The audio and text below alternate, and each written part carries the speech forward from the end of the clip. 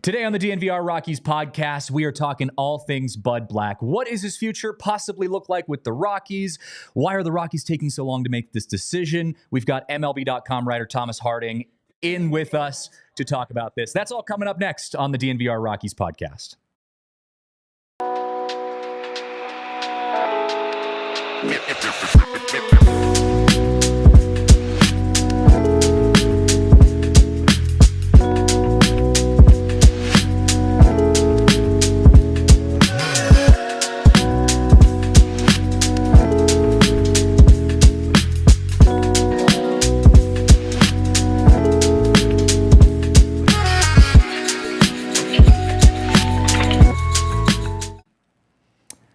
What's up, everyone? You are tuned into the DNVR Rockies podcast brought to you by Bet365. Use code DNVR365 when you sign up. Choose your offer and find out why it is never ordinary with Bet365. Welcome, everyone, to the show. Happy Friday. It is a beautiful October Friday here in Denver, Colorado, and we've got incredible postseason baseball going on right now. The Wild Card Series just wrapped up, but we got a little bit of Rockies news to talk about. Not news per se, but just conversations to have here as the Rockies wrap up their first week of the offseason, and we've got a special guest joining us on the show today, MLB.com writer Thomas Harding, joining us. Thomas, you've covered the Rockies for a long time, so I appreciate you taking the time to join us today, and thanks for coming on the show.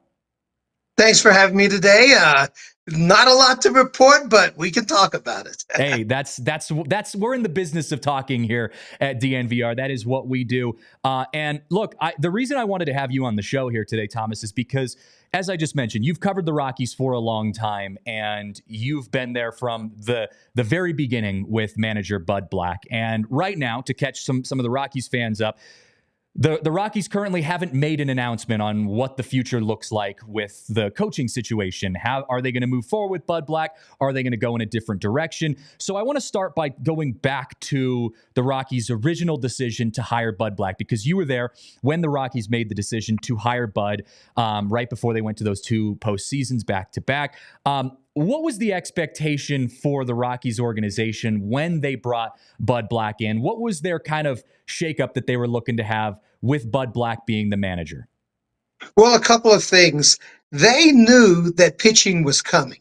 Marquez, Freeland, Senzatella, John Gray was already there. They had Chad Bettis in the rotation. Tyler Anderson was going to be there. They knew that pitching was coming. And it's funny because even right after he resigned, Walt Weiss told me, hey, they're going to be good. It's just that he and Jeff Bridich were not on very good terms, and he decided that he would go elsewhere.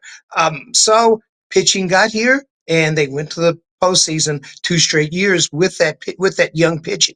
Now, since then, a lot has happened with the structure of the roster and the pitching staff itself with the injuries.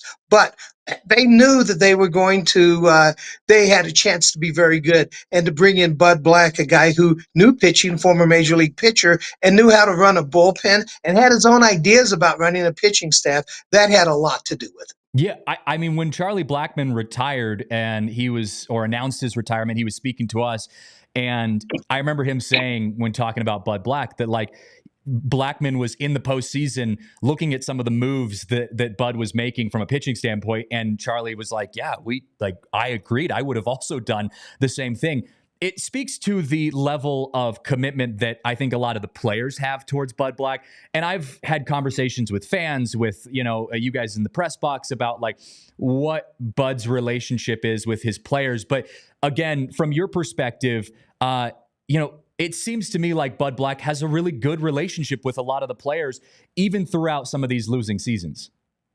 Yes, and when the losing started, and it started before they traded away Nolan Arenado, they knew they were kind of running into some situations where they didn't have enough depth. Even when they went to the playoffs, it was because they had very few injuries in their starting rotation. You saw a couple of drafts where a number of guys that were drafted either didn't pan out or were injured. And there was a really high injury rate all at once of those guys. And it's pretty unpredictable throughout baseball, yet predictable that there are cycles of injuries. So Bud Black decided that he was going to try to fix this and he has worked with the young players a lot on trying to fix this situation. Now, it got worse before in the last 2 years of 100 losses. There's a feeling that it could get better, but we don't know exactly how they're going to make those next steps to get better. Totally. And I want to circle back on the whole situation with the pitching staff, because you had talked about how when Bud was hired, there was this excitement about him getting to work with some of those young pitchers. I would fast forward now to these last 2 years, and especially going into the offseason this year. I think the vibe that I've been getting is that for the first time in a couple years, the Rockies feel some excitement going into the offseason because of some of these young pitchers, this high potential for this young bullpen that showed that they have some high upside towards the end of the year, with some very good arms coming out of the minor leagues that could possibly build on some success over the next couple of years. Do you think that plays into it when the Rockies are making their decision on whether or not they move forward with Bud Black, given he's such a specialized pitching-oriented coach? Well, if you look at, it's not just, I think that the relievers that came through this year, that surprised me a little that they came through as quickly as they did. Although, going back to start a season, it's going to be a little bit difficult in the beginning unless they add some experience there. I think what the Rockies like about their roster right now, and what at least what Bud Black likes about it, is Kyle Freeland finished the season healthy. Herman Marquez and Antonio Senzatella look like they're going to be healthy next season. So that's kind of a basis for a starting rotation. Ryan Feltner really came on. There may be some decisions to make with a couple of the starters that are arbitration eligible, Cal Quantrill and Austin Gomber. But that's pretty good there. Then some of their draft picks, Chase Dollander from a couple seasons ago, he looks like he's moving through the system very quickly. Same with Sean Sullivan and Carson Palmquist. And the guy that's the wild card here is Gabe Hughes, the number one draft pick a few years back, like 3 years back. He had Tommy John surgery last year. In fact, they had a situation where three of their top prospects. It was Gabe Hughes, Jackson Cox, and also McCade Brown, who had been drafted a little bit earlier. They all had Tommy John surgery last year. Now they're all coming back at the same time. So there's a chance to have some depth behind your veterans on the major league staff. The question is, how quickly do those younger guys come onto the major league scene? And, will there be a growing period? But there is a pretty decent number of pitchers. And as I said, way back before that team went to the playoffs for 2 years, they attacked the problem with numbers. Just get as many pitchers ready at the same time as possible. And they tried to do it again, but those guys didn't get hurt. Or a guy like Riley Pint had real struggles trying to find the strike zone. You look at another number one pick, Ryan Rollison, just hasn't made it yet because of the injuries. There have been repeated injuries, and he finally pitched as a reliever at the AAA level last season. So a lot of things happened to delay this. Yeah. Oh, totally. Well, and I know we talk a lot about, some of the pieces around Bud, but I also think, we have to look at it from a perspective of Bud Black himself. From experience, it weighs on managers when you have losing season after losing season, especially when, you're with the same program for a long extended period of time. Do you, in your conversations with Bud and just being in the clubhouse and around him a lot, do you feel like there's still that same energy from Bud Black's perspective of wanting to continue with the Rockies and to lead this team into the success that we all hope they can have? I think you were there for the post game when he was talking about Charlie Blackmon, and he talked about his own career, a pitcher, a pitching coach, a manager, but he mentioned a pseudo front office executive, right?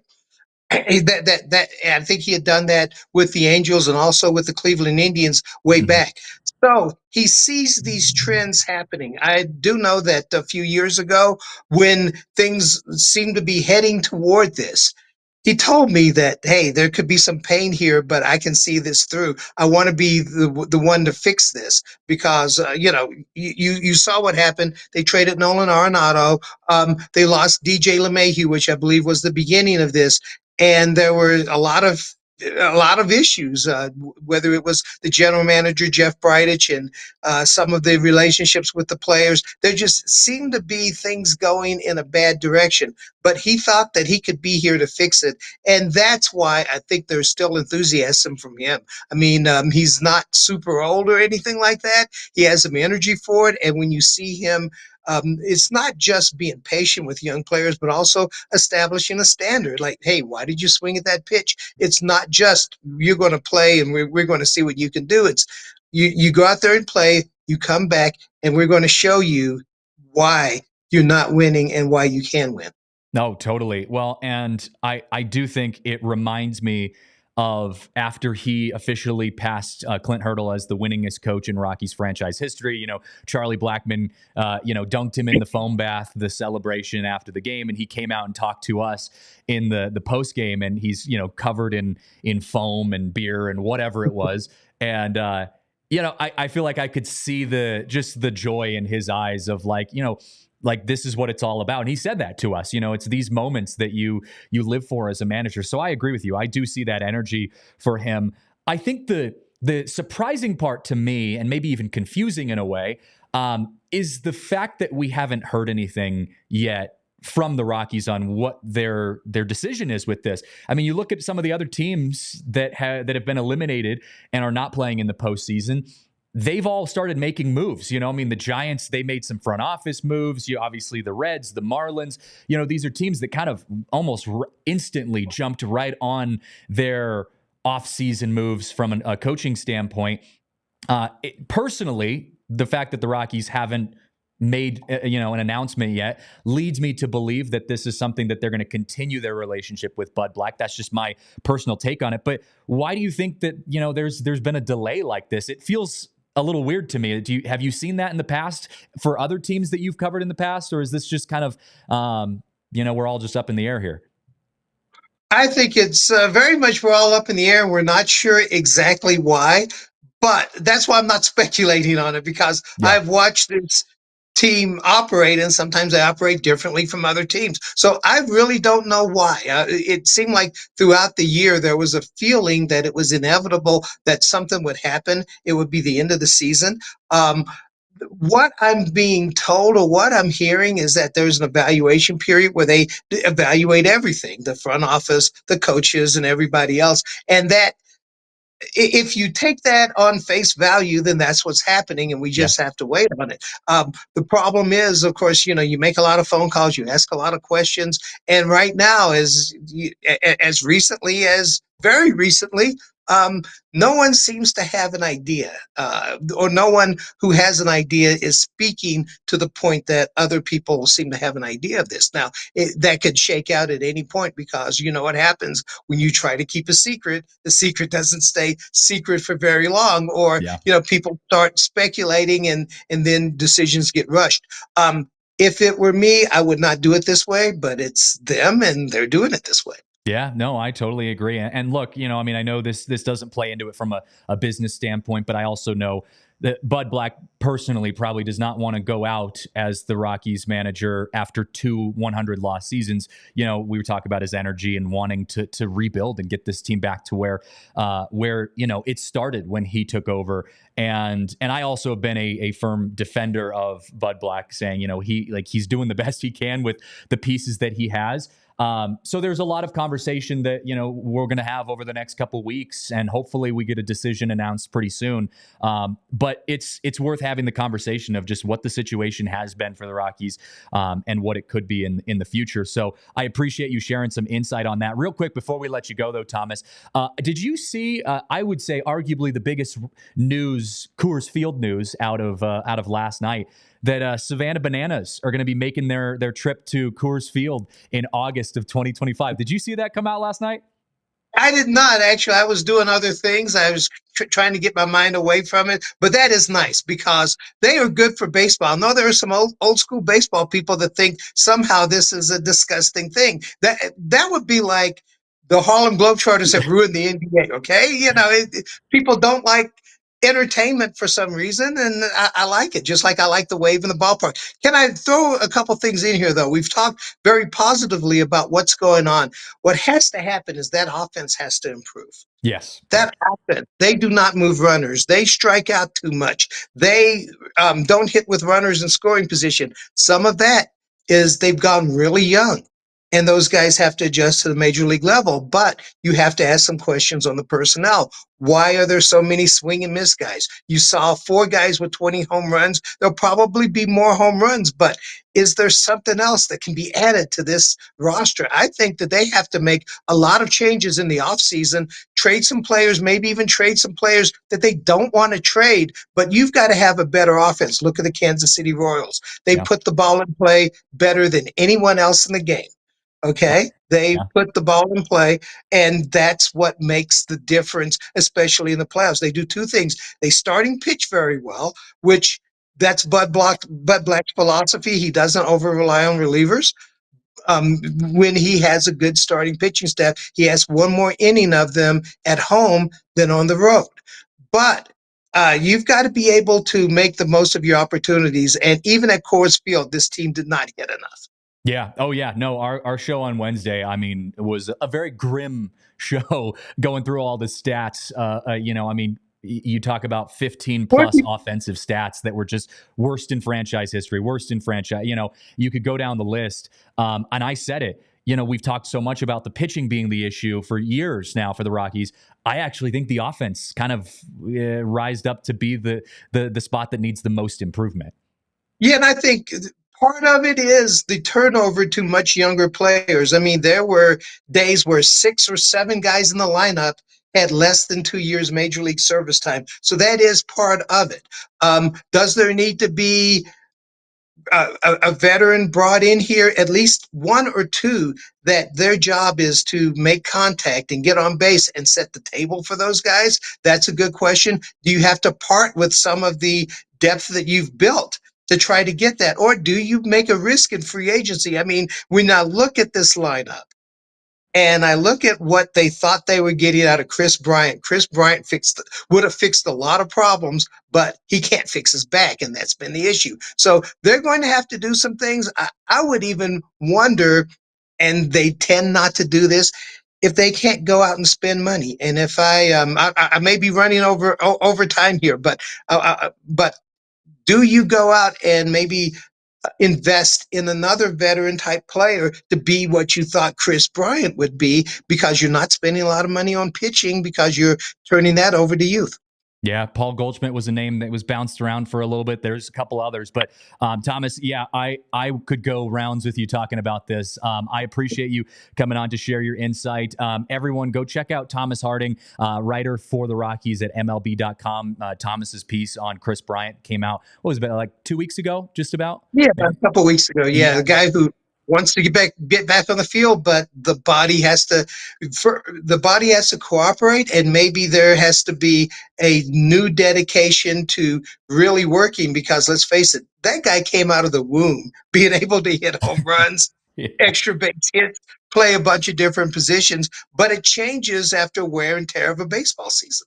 Yeah, that's the way it goes. So yeah, check out Thomas's article there. You can find that on MLB.com. And Thomas, again, thank you for your time. I appreciate you chatting some ball with us, and enjoy your off season. Hey, thanks for having me. That was Thomas with MLB.com, writer for the Rockies for a while, and great to have him on the show. We're going to take a quick break, though, and then after the break, we're going to talk about that crazy game that we had yesterday in Milwaukee, the Brewers and the Mets. We've got some stuff to talk about here. But before we get into that, are you looking for an opportunity to boost your confidence in the bedroom? Well, you need to check out Blue Chew. Blue Chew is an online service that delivers the same active ingredients as Viagra, Cialis, and Levitra, but at a fraction of the cost, and also in a chewable form. The process is simple. Sign up at bluechew.com, consult with one of their licensed medical providers online, and once you're approved, you'll receive your prescription within days. The best part about it, as I just said, is that it's all done online. That means you don't have to go into the doctor's office, no awkward conversations, no waiting in line at the pharmacy. You get it all done from the comfort of your home. You can take it any day, anytime, day or night, so you can plan ahead and be ready whenever the opportunity arises. And so, yeah, you got to check them out. They've got special deals for our listeners here on the show. You can try Blue Chew for free when you use our promo code ALLCITY. That's all caps, ALLCITY at checkout. Just pay $5 for shipping. That's bluechew.com, promo code ALLCITY to receive your first month free. Visit bluechew.com for more details and important safety information. We thank Blue Chew for sponsoring this podcast. Also, going to give a shout out to our friends over at Game Time, because right now it is a beautiful time to be a sports fan. We've got like 6 different sports going on in the professional sports world, amateur sports world, college sports world, whatever it is. And Game Time has you covered for all of the tickets. Whether you want to go see the Savannah Bananas play at Coors Field in August, or maybe you just want to go watch a concert at Red Rocks, or you want to go watch some Broncos beat up on the Raiders this weekend at Empower Field, whatever it is, Game Time has you covered. Game Time is the best place to get tickets. My favorite feature on the Game Time app is the fact that you can get tickets super cheap as it gets closer to gets closer to the start of the event. So if you wait until, I would even say 30 minutes, 15 minutes before the game starts. You go out to the stadium, and as long as it's not sold out, 15 minutes before that game starts, you go on Game Time and you can find the cheapest possible tickets, because the prices get lower and lower, almost as cheap as going to a Dodgers game in the postseason. That's a dig on Dodgers tickets, because they are extremely cheap. Still haven't sold out their NLDS series right now in LA. But Game Time's got you covered for everything you want when it comes to buying tickets. Download the Game Time app, create an account, and use code DNVR for $20 off your first purchase. Terms and conditions apply. Again, create an account and redeem code DNVR for $20 off. That's Game Time. What time is it? It's Game Time.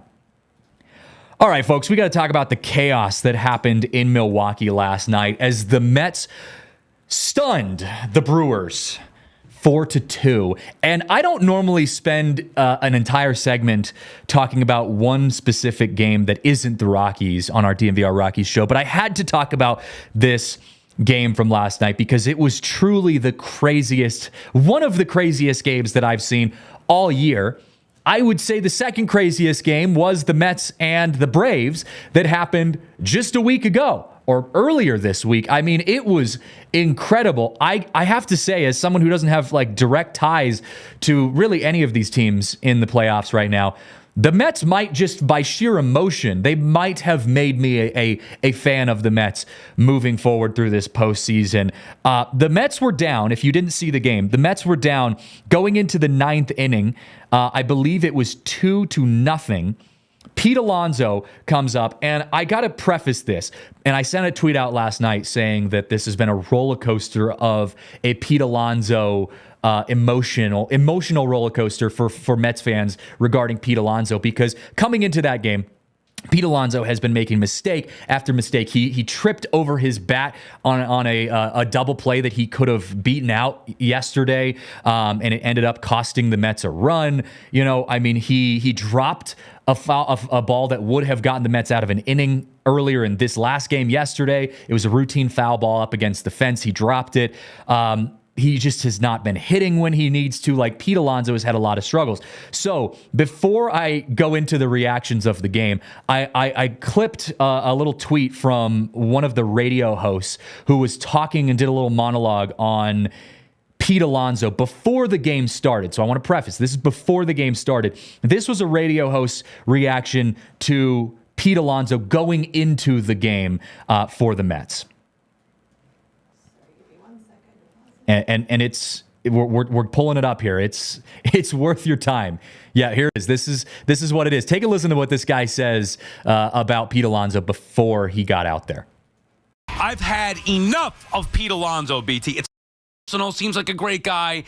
I mean, my God, it is October. There's one game left on the schedule, and this guy hasn't been able to buy a big hit. He came up in a big spot again yesterday. Stop me if you've heard this before. Pete Alonso came up in a big spot with a chance with one swing to change the entire game, and yet he failed. And this time he failed by tripping over his own bat as he's running to first base. Enough! We've heard about it from September. Oh, hey, you know what? There's 3 weeks left in the season. Hey, you know what? There's a series left in a weekend. Oh, hey, you know what? If he does it against Atlanta. Oh, you know what? If he does it in the postseason. What? He's played great defense, sure. I can't even watch Pete Alonso anymore. And of course, he gets a base hit and two outs, nobody on in the seventh inning. I just can't take it, BT. You hope that he's going to get it done. We've been waiting for it all year long. Pete Alonso is killing this team. I've had enough. Well, I think it's hilarious to go back and watch videos like that, because the dialogue coming into Pete Alonso's at-bat in the ninth inning was, if he grounds into a double play, Pete Alonso will never play another game with the Mets ever again. That'll be it. That's his last game with the Mets. If he grounds into a double play, even if he strikes out, that's it. He's done. Pete Alonso goes on to hit the most clutch, crucial, season-saving home run, a 3-run home run to not only tie the game, but to give the Mets the lead in the ninth inning. They were 2 outs away from going home. I would say that he's probably going to stay a Met and probably get a pretty fat paycheck on his next contract because of that one at-bat. That one moment after Mets were reacting like that guy just reacted to him hitting a home run. Just a complete 180. Totally different vibe now for Mets fans. I want to share with you another tweet, though, because I had I want to share this clip of the radio call. This is Howie Rose, the play-by-play broadcaster on the radio side of things for the Mets, to give us and give us an emotional experience of what happened in this game. And I come from a radio background, so this is near and dear to my heart. And I want to set the scene here before you listen to this, if you haven't heard it already. I want you to, wherever you are, close your eyes. Imagine you are a diehard Mets fan. You had to go attend some stupid event that you didn't want to go to last night. You were missing the first 3 quarters of the game. You get in the car and you think, okay, the game's still happening. I'm going to turn on the radio on my drive home and get to experience this last inning of baseball. Howie Rose is on the call for the Mets, and this is what happens in your car as you're driving home listening to this moment. Williams sets. Here's the pitch. Swinging a fly ball to right field. Pretty well hit. Freeland back at the wall. He jumps. It's gone. He did it. He did it. Pete Alonso with the most memorable home run of his career. Pumps his fist as he rounds second. It's a 3-run homer. He's given the Mets a 3-2 lead. They all pour out of the dugout. Alonso on his way to home plate. They're waiting for him. He hits the plate. He is first congratulated by Nimmo, hugged by Lindor. There are a dozen Mets waiting for him outside the dugout. Pete Alonso keeps this fairy tale season going with the fairy tale swing of his career. 3-2 New York. This ball, Williams sets. Unreal. Goosebumps. Again, I have no connection to the Mets as a fan. Goosebumps. Howie Rose, and I tweeted this out, that might have been arguably one of the greatest radio calls, at least in my time watching baseball or listening to baseball. But I would say that could be top 10 greatest MLB radio calls in the history of baseball. That, like from a technical standpoint, capturing the emotion, his rounding of the bases, I think it's really easy. And a lot of guys from a broadcasting perspective will sit back. You call the home run, you sit back and you let the crowd just take it or whatever. It was obviously very loud still at the Brewers Stadium. Howie Rose. And also, I don't know if a lot of you saw this, but after the game when he was on the team plane going back to New York, the players got up, they played his call over the speakers in the plane, and the players stood up in the back of the plane where they're sitting, and the media sits in the front of the plane, and the players started cheering and clapping, and they called Howie Rose back to the players' side of the plane to celebrate with Howie, who looked visibly uncomfortable because we're in media and we're not supposed to be back there with the guys. And the players celebrated. That is a broadcaster's dream. Like, what a moment for him and for Mets fans. And I'm watching just the reactions. Incredible baseball. The Mets with 2 of the best games of this whole year. And we're not even in real playoff baseball yet. Like, it's the wild card. This is a made-up round of baseball that we just added into the year, like, to build ratings a little bit for baseball. And it has gone as good as you could possibly imagine. I want to play one more video, though, from a tweet that I saw, because this tweet showed a reaction from inside of a bar. I don't know what bar it was, some bar in New York, a bunch of Mets fans. But it made me miss the DNVR bar watch parties that we get with when we had the Avs Stanley Cup run, the Nuggets obviously championship run. Some of those watch parties that we got to be a part of here in the DNVR bar. It's been months since we've gotten to have that type of energy in the DNVR bar. Watch this video though, and tell me this doesn't remind you of some of the greatest watch parties at the DNVR bar.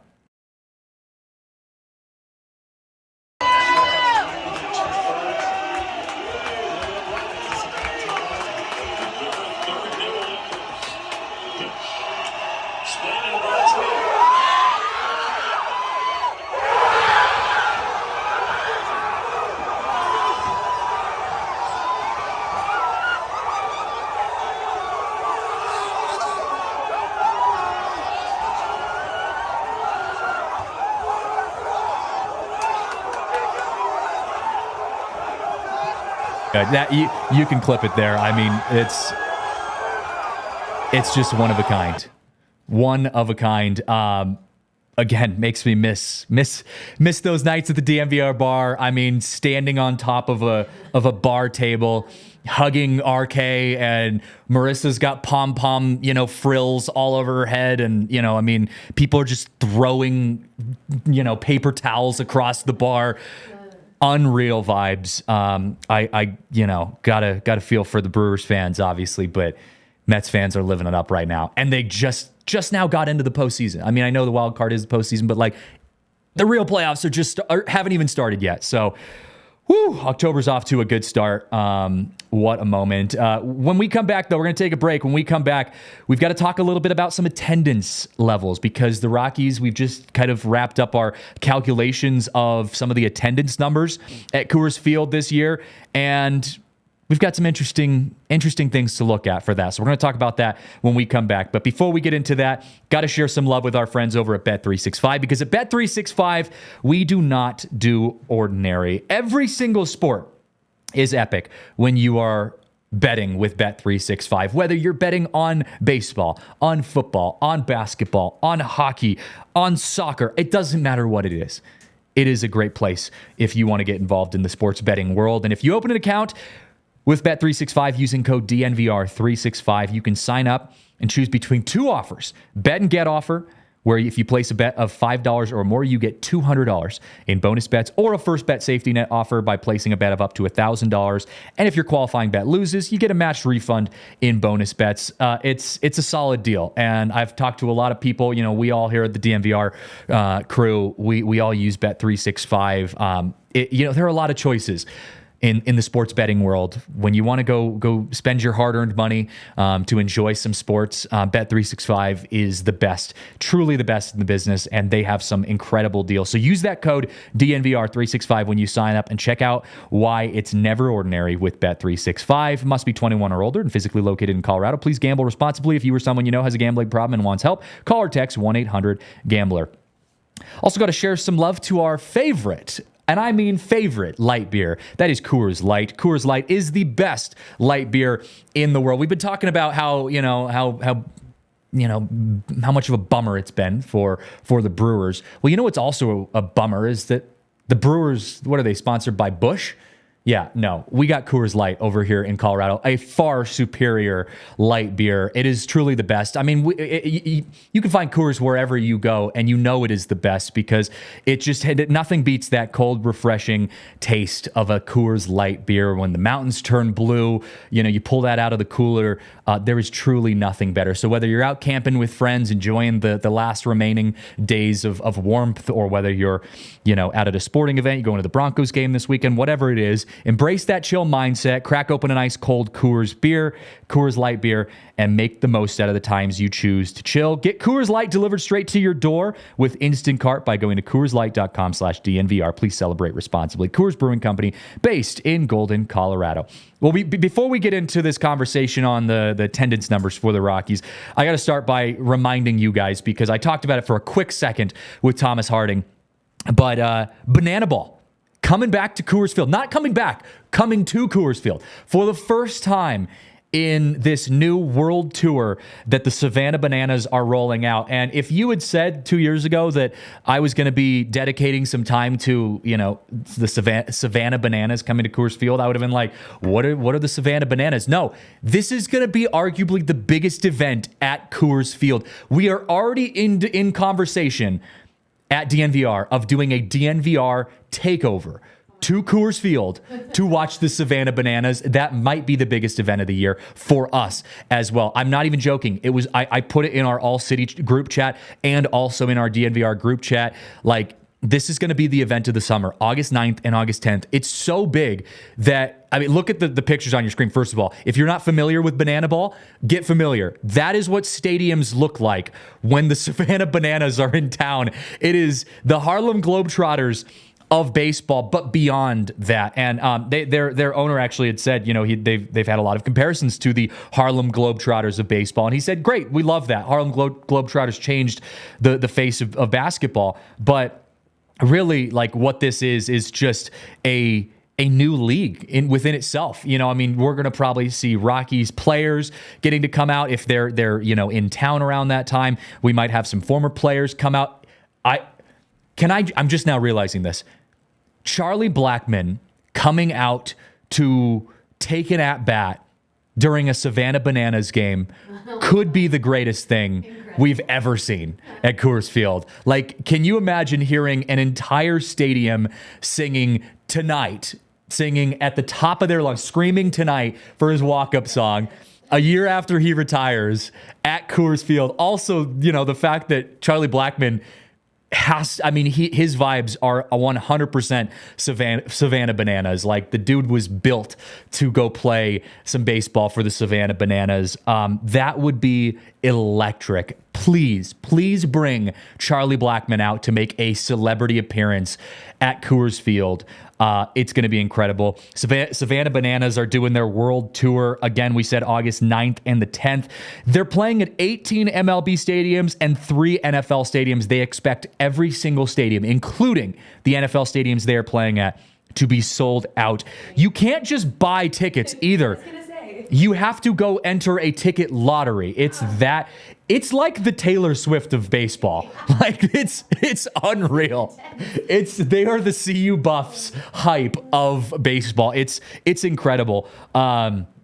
They are average ticket prices. If you are lucky enough to get your name selected in the lottery, tickets are going between $40 and $80, which is actually not bad at all. I put this tweet out saying that it might be the most attended event out of the entire season for the Rockies. And we all know, fireworks nights sell out at Coors Field. We might have 50,000 people at Coors Field. It will be the biggest MLB stadium that the Savannah Bananas are going to be playing at this season. So, God, I will be covering Banana Ball as if it is the World Series. I'm saying it right now. That'll be my greatest event of the year. I'm pumped about it. That'll be a lot of fun. Let's talk attendance, though, because the Rockies, we finally kind of wrapped up some of our analysis on the attendance for the Rockies this year at Coors Field. And for the 5th consecutive year, the Rockies and Coors Field has seen a drop in attendance. Now, it's not by much. Roughly 835 fans less per game than we saw last year at Coors Field. So a little bit less than 1,000 fans per game less than what we saw in 2023. The total fans that we saw at Coors Field ranked 15th in Major League Baseball. So right at the 15 mark, halfway, right in the middle. We have 30 MLB teams. Rockies were 15th. They had 2.5 million fans working their way through Coors Field throughout the season. And as I said, that was about 67,000 fans total fewer than what we saw last year. We've seen a steady drop, though, since really 2019. We had that COVID year, obviously, in 2020. But if you look at it in the sense of where the Rockies fan attendance sat in the grand scheme of baseball across all of MLB, in 2023, they were 13th in Major League Baseball. So you were plus 500 in attendance. In 2022, you were 10th. In 2021, you were 9th, and then obviously 2020 was the COVID year where we didn't have any fans. We had cardboard fans. But the Rockies still up there with the top teams in baseball for attendance.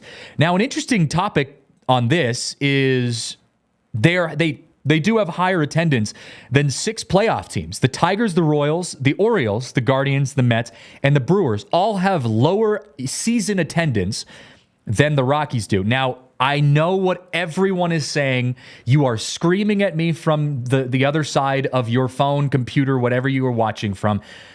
It's not all Rockies fans. Rockies have great events, fireworks, bobbleheads. I know. I get it. Dodgers fans probably took up a huge chunk of the Rockies' attendance this year. Cubs fans probably took up a big chunk. I totally understand that. But as I said on Twitter earlier, to quote, I don't remember who it was, whatever the guy's name is.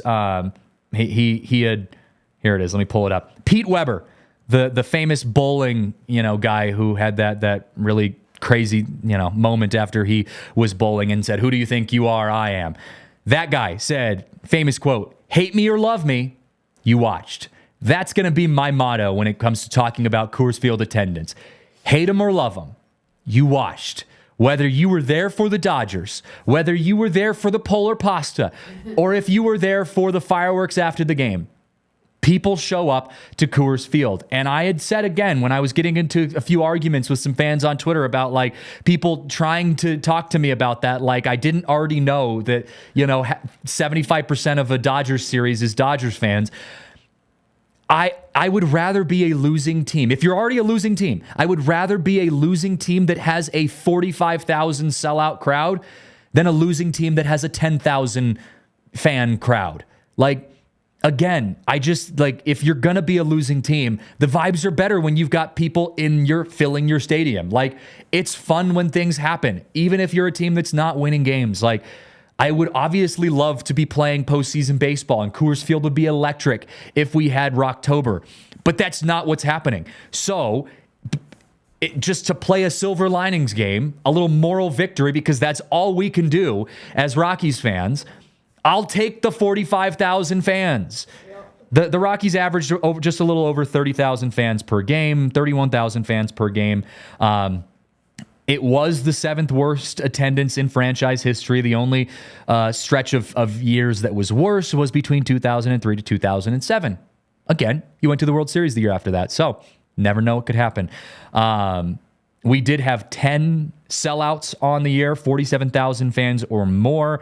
Opening day was the highest. Great. Love that. Hopefully opening day will be probably the highest next year as well.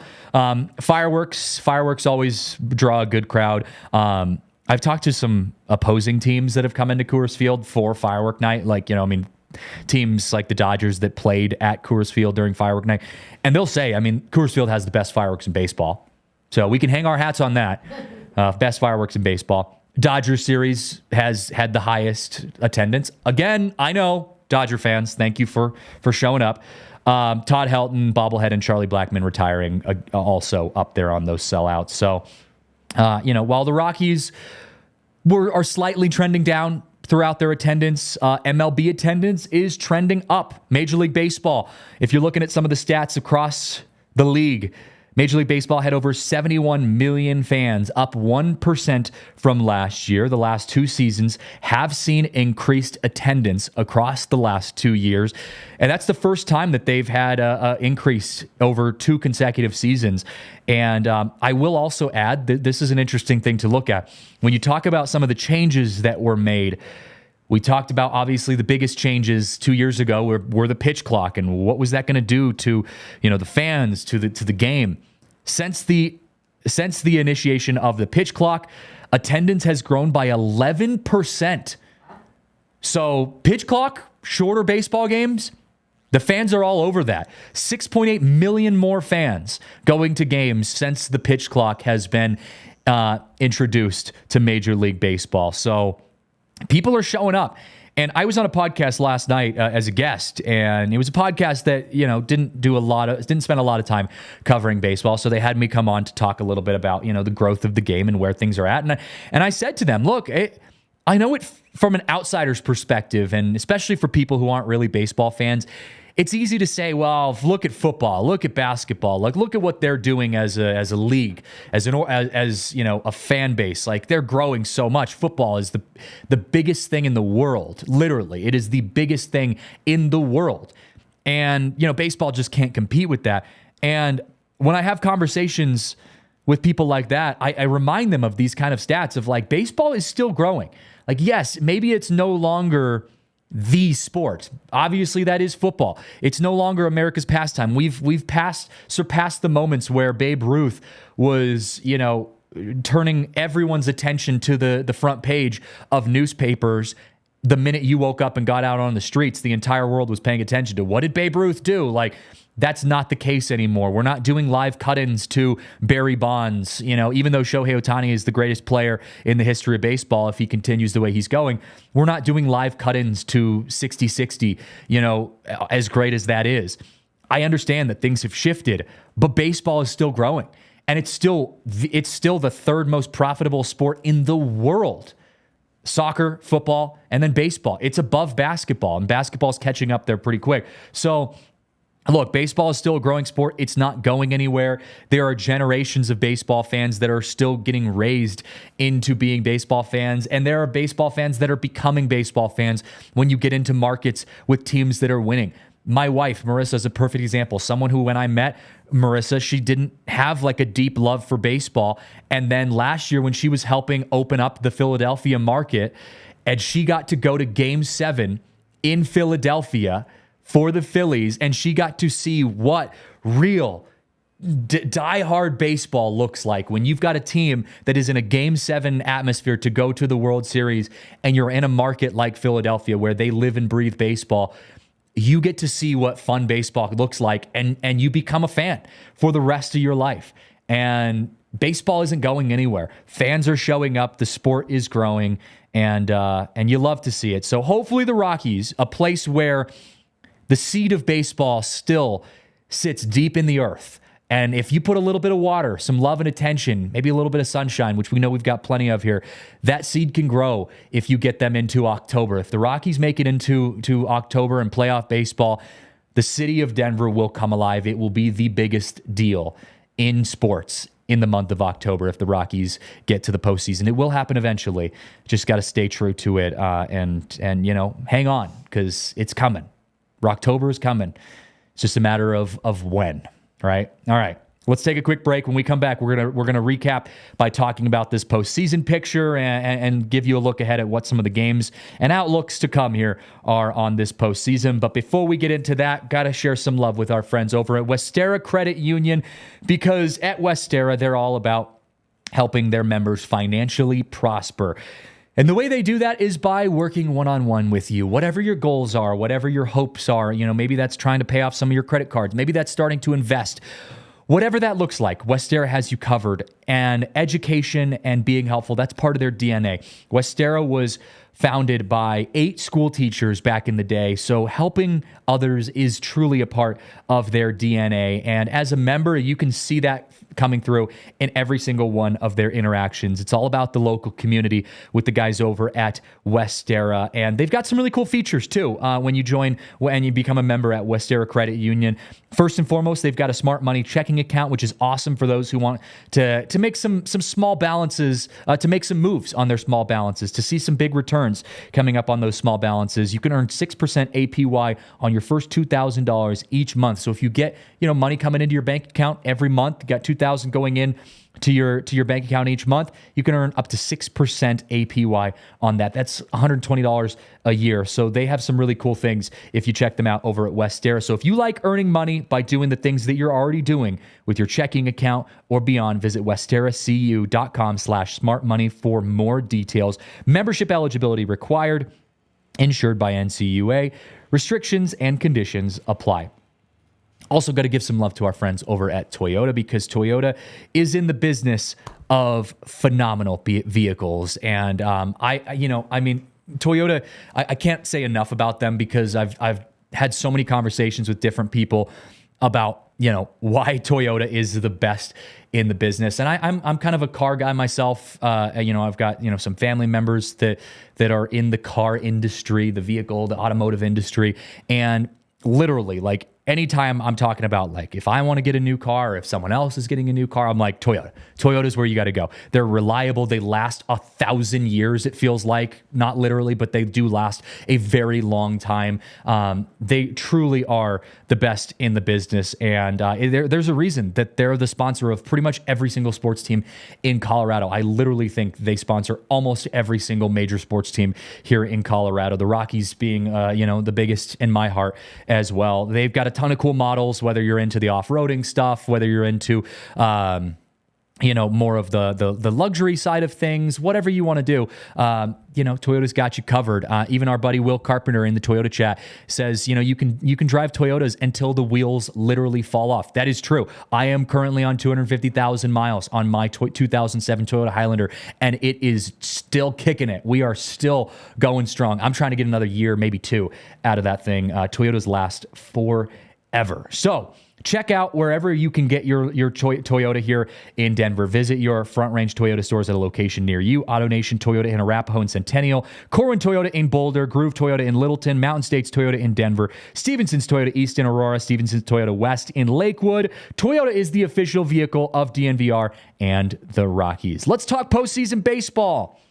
It is officially the real postseason.